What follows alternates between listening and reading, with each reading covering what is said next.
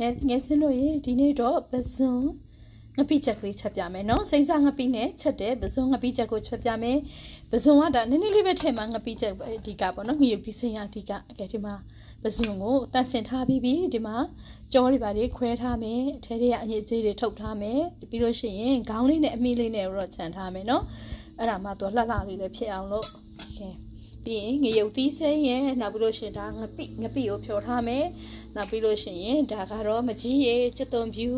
ပြီးပြီဆိုလို့ရှိရင်တော့ငပိကဘာတစ်စိတ်သုံးလဲဆိုတော့ဒီမှာဒီတစ်စိတ်ကိုသုံးတယ်နော် shrimp paste ကဲဒီဥစ္စာတွေအားလုံးကိုအစင်သိဒီမှာငပိကလည်းဖြော်ထားပြီးငရုတ်သီးစိမ့်ကလည်းထောင်းထားပြီးပြီဆိုလို့ရှိရင်ချက်ဖို့အတွက်ပထမဦးဆုံး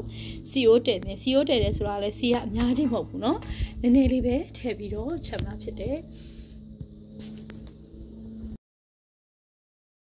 ရုံးဆုံးချက်သွန်ပြူထုတ်ထားတာကိုထည့်လိုက်ပါမယ်ချက်သွန်ပြူမထောင်းဘူးเนาะထုတ်ပြီးတော့နှုတ်ပြန်ပြီးတော့ဆင်ထားတယ်စလုံးစကူလေးပဲပြီးပြီဆိုရင်ချက်သွန်ပြူကိုထည့်ထားမယ်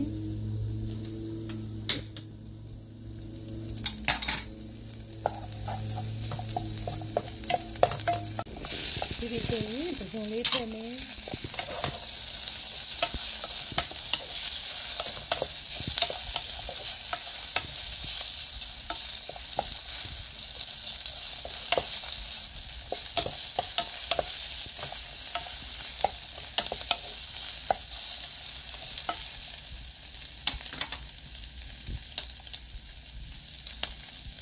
ဒီပြီဆိုရင်ငရုတ်ကြီးစိမ့်ထောင်းထားတာထည့်ပါမယ်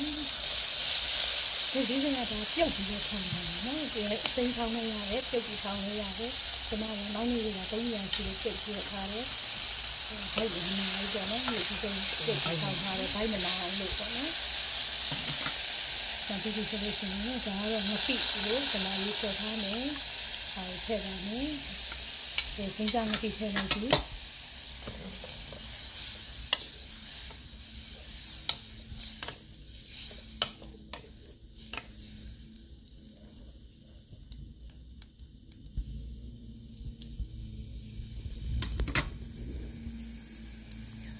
ဒီပြီဆိုလို့ရှိရင်တော့ဟွန်ဒါချီငါးမုံလေးကိုအကြသာအတွက်အနည်းထည့်လိုက်ပါမယ်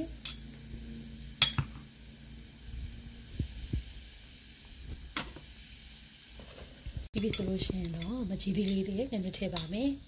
ဒါမကြီးနှစ်ပါ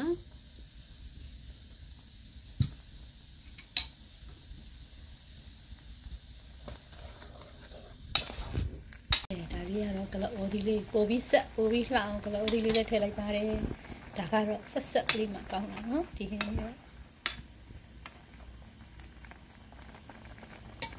ရပါပြီထမင်းမိန်စေဖို့အတွက်เนาะဒါကဒီလိုဟင်းတစ်ခွက်ထဲနဲ့နောက်မှထမင်းစားလို့မိန်နဲ့တိုးစရာလေးနဲ့ဆိုရင်တော့ share ပဲเนาะ